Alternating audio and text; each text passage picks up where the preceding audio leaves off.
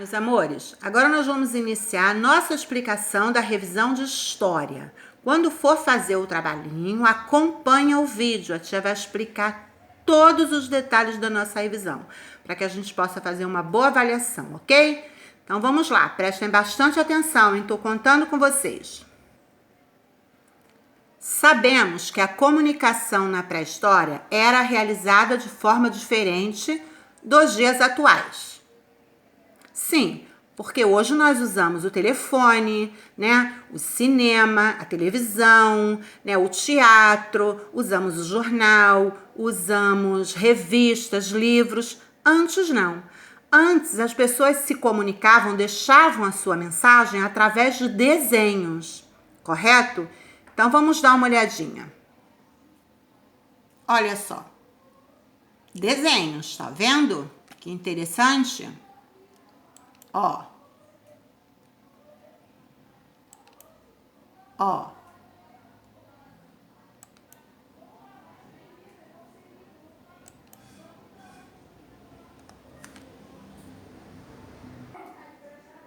Quando os portugueses chegaram aqui no Brasil, eles já encontraram essas figuras aparentemente incompreensíveis gravadas nas pedras. Essas gravuras, né, que vocês viram, representam as pinturas rupestres, tá? Que foram feitas nas pedras, nas rochas, no teto das cavernas, porque era assim que as pessoas deixavam a sua comunicação. Eles queriam mostrar para as pessoas o que eles tinham visto. Então, eles desenhavam usando materiais encontrados na natureza. Ó, é possível encontrar em cavernas milhares de pinturas rupestres feitas com tinta obtida pela mistura, né, de óxido de ferro, cera de ouvido e diferentes materiais que eles encontravam na floresta. No nosso trabalhinho está escrito assim: o que é pintura rupestre? Bom, nós já sabemos que a pintura rupestre representa desenhos, né? Desenhos pré-históricos, né? Que foram gravados, que foram desenhados em diferentes lugares. Em que locais eram feitas essas pinturas? Nas pedras, nos tetos das cavernas, nas paredes das cavernas, porque eles queriam deixar ali o desenho daquilo que eles haviam visto. Olha aqui, no nosso livrinho está representado alguns desenhos e com certeza dá para a gente distinguir o que eles queriam mostrar para a gente, né? Ó, dá para a gente distinguir. Ó, animal, ó, um caçador, ó, um animal, um olhinho. Então, eles faziam esses desenhos para representar aquilo que eles tinham visto. A nossa próxima perguntinha está escrito assim: que nome recebe o povo que não fixa moradia em um só lugar? Olha aqui. Esses povos eram nômades, ou seja, não se fixavam num único lugar. Por que eles não se fixavam em um único lugar? Porque eles utilizavam as cavernas como abrigos temporários, mas eles precisavam da coleta de frutas, eles precisavam da caça, e eles então tinham que ficar perto de rios.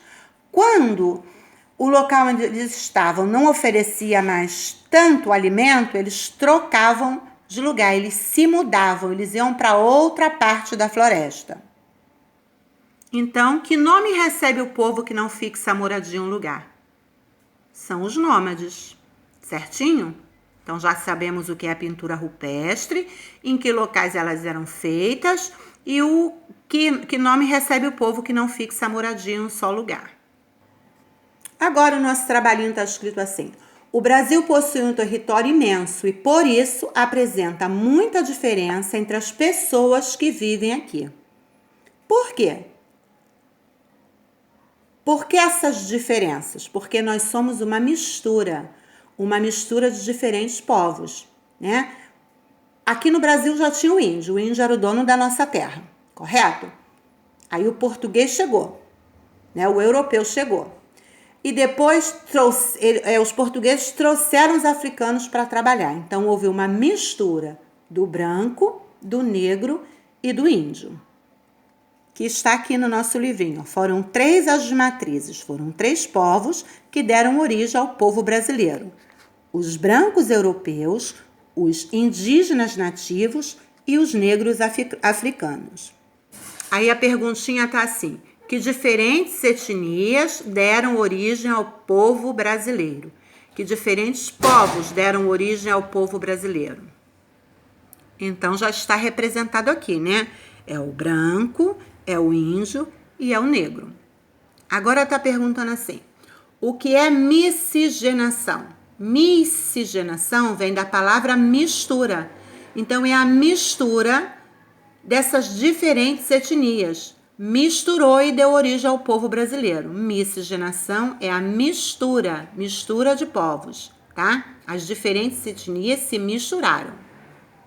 Agora está escrito assim: que raças surgiram com a mistura dessas diferentes etnias, com a mistura desses diferentes povos? Olha aqui, o branco com o índio deu origem, o branco com o negro deu origem e o negro com o índio. Vamos observar o nosso livrinho. Branco mais o índio deu origem ao mestiço, mameluco ou caboclo. Mestiço porque está misturado. Foi a mistura do branco com o índio que deu origem ao mameluco ou caboclo. Agora, branco com o negro deu origem ao mulato ou afrodescendente, como vocês preferem escrever. Negro com o índio deu origem ao cafuso. Agora, nós vamos falar sobre os primeiros habitantes do Brasil, que foram os índios. Eles eram os donos desta terra, tá? O Brasil pertencia aos índios, eles já estavam aqui quando os europeus chegaram, correto? Lembra que eles já sabiam que existia a terra dos papagaios? Então, eles já sabiam que o Brasil existia, eles não descobriram o Brasil, eles já sabiam que existia. E os índios eram os donos desta terra. Está escrito assim: o que é tribo? Escreva 3 trabalhos realizados pelas mulheres, cite exemplos de alimentos indígenas e qual o objetivo da FUNAI. Então, vamos lá. O que é tribo? Olha aqui. Tribo é um grupo de famílias que fazem a sua aldeia em uma mesma área, falam a mesma língua e têm os mesmos costumes, têm um sentimento de união entre si. A tribo reúne diversas famílias, né, que formam a aldeia. Existem diferentes tribos, cada uma pode falar uma língua diferente, ter costume diferente, tá? Não é, todos os índios falam a mesma língua. Não, tem diferentes línguas. Então, a tribo é uma reunião de pessoas que falam a mesma língua, que têm os mesmos costumes, tá? Que respeitam, existe respeito entre elas. Nós sabemos que entre os indígenas há divisão de trabalho por sexo. O que quer dizer isso? A divisão de trabalho. Trabalho das mulheres, trabalho dos homens. No nosso trabalhinho está perguntando qual os trabalhos que são realizados pelas mulheres. Preste atenção aqui. O que elas fazem? A atividade agrícola, né, que é plantar e colher. Por quê? Porque essas atividades agrícolas ficam próximas da tribo, ficam próximas da aldeia delas. E aí, elas podem, ao mesmo tempo que cuidam dessa parte agrícola, elas também estão cuidando da casa. Entendeu? Estão pertinho dos filhos. O que elas fazem? Fazem a coleta de frutas, produzem farinha, né? Usando o aipim. Elas produzem a farinha, elas fazem a preparação da comida, elas cuidam das crianças e confeccionam redes e cestos utilizando os materiais da floresta. Lembra do cipó? Elas trançam o cipó, a palha e fazem cestos e redes. Agora preste atenção no trabalho dos homens. Eles derrubam árvores para a preparação da terra para o plantio, né? Quando eles vão montar um espaço agrícola, eles têm que derrubar as árvores. Eles caçam e pescam para levar o alimento para a tribo. Eles confeccionam arcos e flechas e canoas utilizando materiais da floresta, porque eles vão precisar desses instrumentos. Eles fazem a construção das moradias, eles fazem expedições guerreiras, quer dizer, eles se juntam na tribo para, quando é uma guerra, por exemplo, entre uma tribo e outra, eles se juntam para fazer uma expedição guerreira, para se defender da outra tribo. E eles fazem a proteção da tribo, eles são responsáveis por proteger as mulheres e as crianças. Agora está escrito assim: cite exemplo de alimentos indígenas. Nós sabemos que o índio retirava tudo da natureza, né? Lá não tinha mercado para ele ir lá comprar as coisas. Então, ele tinha que plantar e colher, tá? Então, a maior parte dos povos indígenas vive da coleta de frutos da floresta, como, por exemplo, cacau, maracujá, jabuticaba, araçá, que são frutas. Na agricultura, mandioca, milho, batata doce, abóbora e amendoim. Mandioca é o que eles usam para produzir a farinha, tá? Que é o aipim, que a gente chama de aipim. Eles viviam da caça, né? Caçando animais como a anta, o tatu, o veado e a paca, e viviam da pesca. Exemplos de peixes: traíra, pacu, piaba e etc., porque tem outros, correto? Quando os índios, gente, encontravam alimento, por exemplo, saía para caçar, eles não levavam esse alimento só para a família deles. O índio, ele divide entre as outras pessoas da tribo. Entendeu? Eles ficam próximos de rios, a gente já sabe, né? Porque eles é na água que eles obtêm grandes coisas para a sua sobrevivência. Mas quando eles saem, por exemplo, vai lá no rio e pesca, que eles trazem o alimento é dividido. Quem tem muito, divide com quem tem pouco. Entendeu? Agora a perguntinha é: qual o objetivo da FUNAI? FUNAI é a Fundação Nacional do Índio. Qual é o objetivo dela? Ajudar a preservar as tradições e a cultura dos indígenas. Tem índio, gente, que já mora na cidade. Tem índio que já fez faculdade. Tem índio que já é médico, que já é advogado, mas alguns índios algumas tribos preferem continuar preservando a cultura deles, a tradição deles de viver na floresta, aproveitando as coisas da natureza. Ainda continuam morando na oca feita de palha, ainda continuam caçando, pescando. São poucas as coisas da cidade que se misturou com eles. Eles preferem preservar, né? Preferem continuar com as suas tradições e a sua cultura, certo? E aí, a Fundação Nacional do Índio ajuda, é um órgão do governo que ajuda nessa preservação, entendeu? Ajuda o índio a preservar, a cuidar dele. Agora, a nossa folhinha fala da contagem do tempo, que é muito importante para que possamos perceber a sua passagem, né? Nós contamos o tempo quando queremos saber quando é o nosso aniversário, contamos o tempo para saber, por exemplo, quando é o dia da criança, contamos o tempo para saber a hora de ir a algum lugar, e para isso nós estudamos a contagem do tempo. Na nossa folhinha tem algumas perguntinhas. E agora nós vamos responder cada uma delas, baseado no nosso conteúdo, correto? Então vamos lá. A primeira perguntinha está assim: em que é baseado o calendário solar? A palavrinha já está dizendo, calendário solar. Solar vem da palavra sol. Então, em que está baseado o calendário solar? Está baseado no movimento da Terra em torno do Sol. Nós já sabemos que a Terra gira em torno do Sol, formando as estações do ano.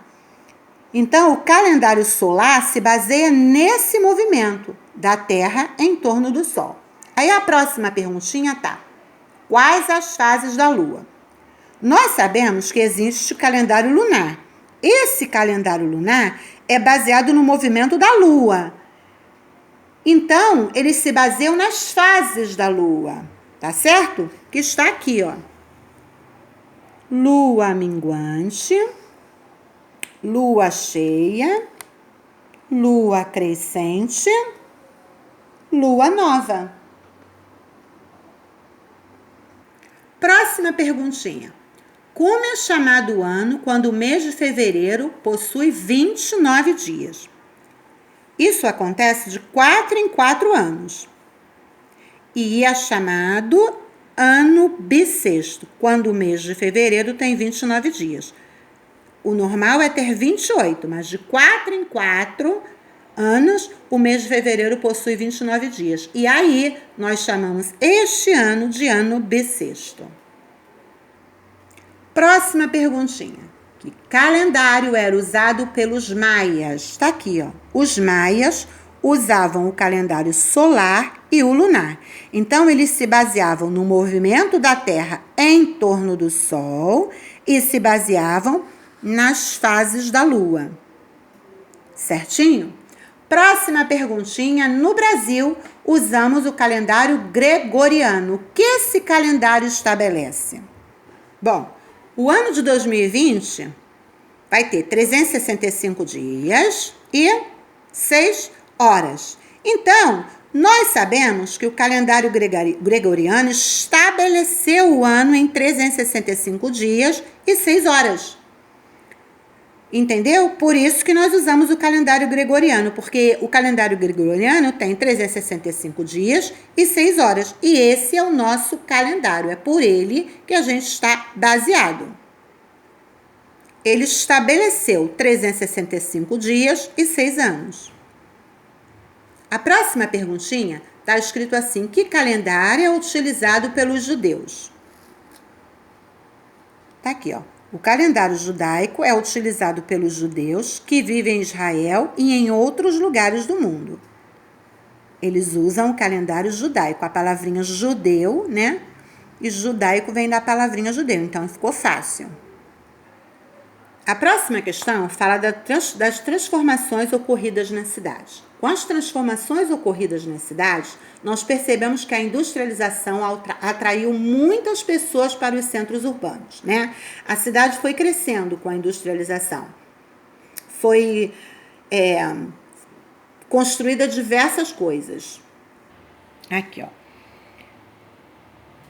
Tá vendo? Na segunda metade do século XX, as cidades se tornaram, além de polos industriais, além das indústrias, grandes centros de serviços, com bancos, empresas de tecnologia, empresas de tecnologia da informática, diferentes empresas, repartições de saúde, de escolas.